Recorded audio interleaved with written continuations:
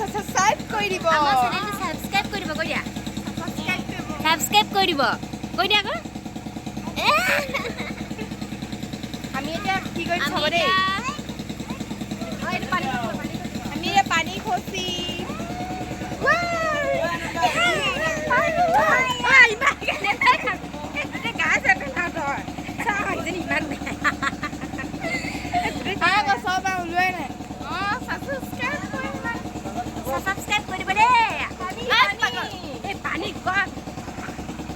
ললো জনী ললো মই কোন ললো তই মোৰ ফালে ললো কেলে ইমান জোৰে কবা